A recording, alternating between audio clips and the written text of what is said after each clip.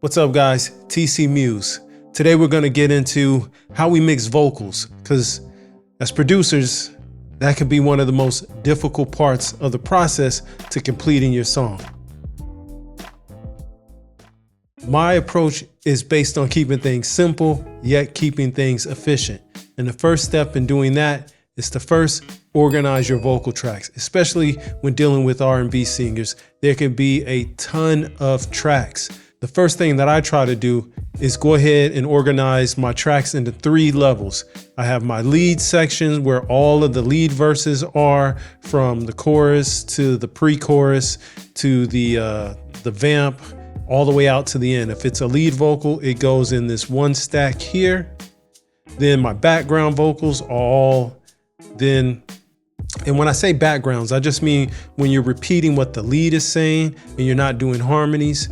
Those go into a group, and then I have a harmony group that's separate from my background group. As you can see here, I have everything here, but how am I going to tune it? Now there are 1 or 2 ways to really tune things, or actually 3. First way, don't tune it at all. The performance that you get is the performance that goes on the record. The other thing is to use like auto tune, and you can use either the automated version where it actually does it for you, or you can do what I do, especially for the lead vocals, is I go in and I pitch them manually by using either my DAW's built-in pitch manipulation capabilities or using a software like Melodyne. Melodyne is one of the smoothest, but it sometimes can take you out of your workflow or out of your DAW, depending on the DAW that you have.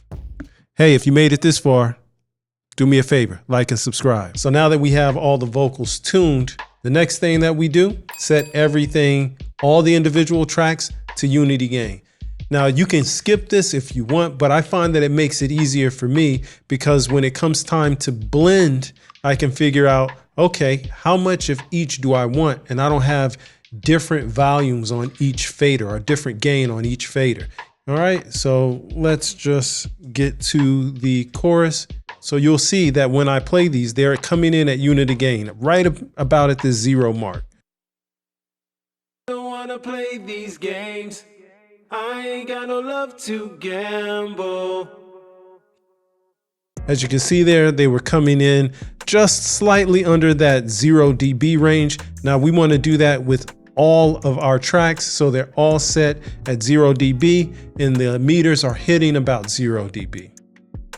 That way, like I said, you can kind of just mix the faders, and the faders will tell you how much of each track that you got in. It's just like visual cues. I'm a visual learner, it helps me. Like I said, we want to keep it simple, yet keep it efficient. All right, now the next step in the process is going to be wherever you have harmonies or different voices singing at the same time, we're going to want to blend these. As you can see, I've gone ahead and blended all of mine to taste where I wanted it.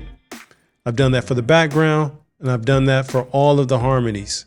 I've blended it together to figure out where I want them. And then after I do my blend for each individual set, what I want to do is I want to take the whole subset, because they should already be bused to their individual groups. What you want to do is make sure that when you send these over to your group bus, they're coming in at about 0. So again, unity gain for everything. So those faders can tell you just about where you are. Let's check out where these are coming in at for the backgrounds. Don't wanna play these games. I ain't got no love to gamble.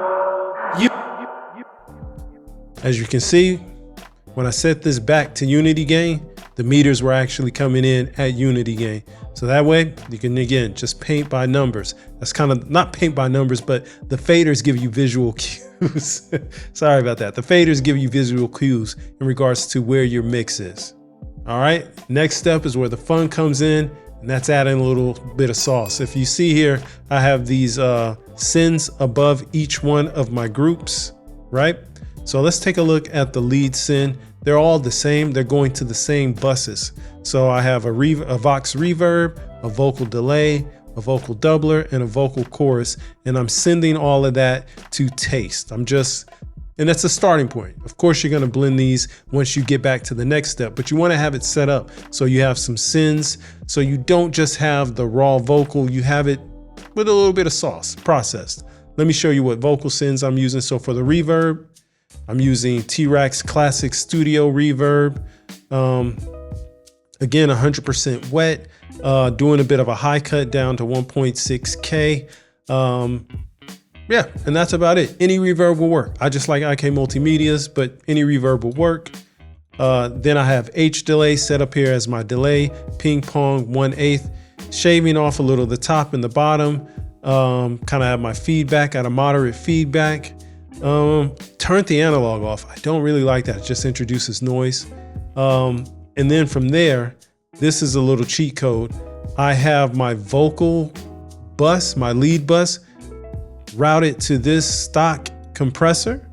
And what this does is that when this side chains in on the delay, it pushes ducks the delay a little bit. So the delay isn't just causing a mess over the vocals. It only shows up when the vocals are not present. That gives the delay a second to come back in.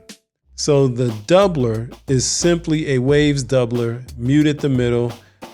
Even with this, I usually do this where I take off the highs and the lows. Looked like I didn't do it this time, but came out all right.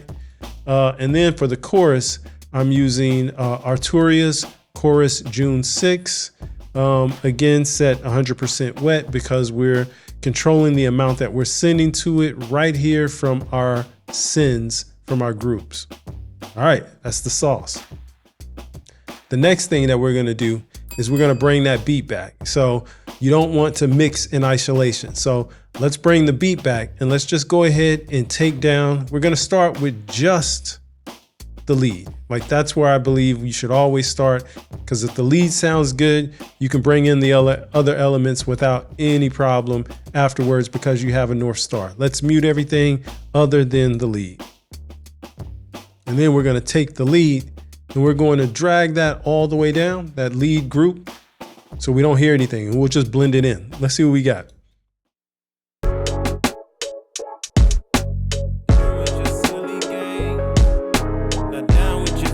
Friends, cause they will enable you play and they think it's cute. Sometimes, yeah, I played along. I know that.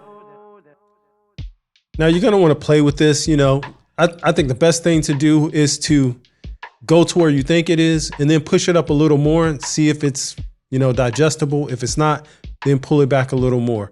That way you have the vocals definitely where you can hear them, but you'll be surprised that you don't need to push the fader all the way up on the vocals to get it over the beat, because it's just sitting in a different frequency range.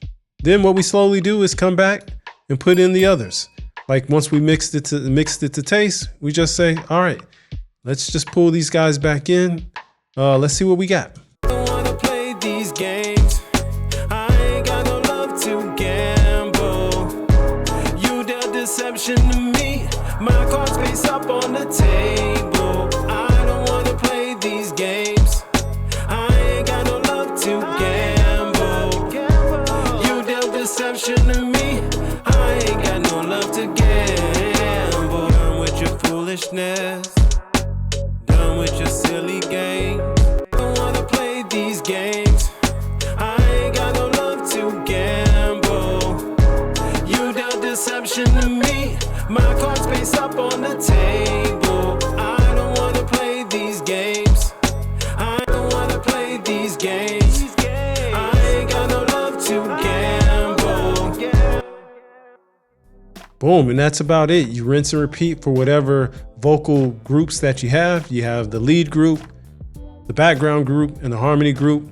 Just push those back in to taste. Do all of your processing on your grouper buses or your group buses. What you don't want to spend time processing every individual track individually. You want to send them to your group bus and then process the group bus. That's the efficiency that I'm trying to convey here. As you can see, each group bus is processed. Well, that's where I'm doing my overall EQing. I'm not EQing each individual track, I'm EQing the group bus. And that's exactly how I keep it simple and efficient.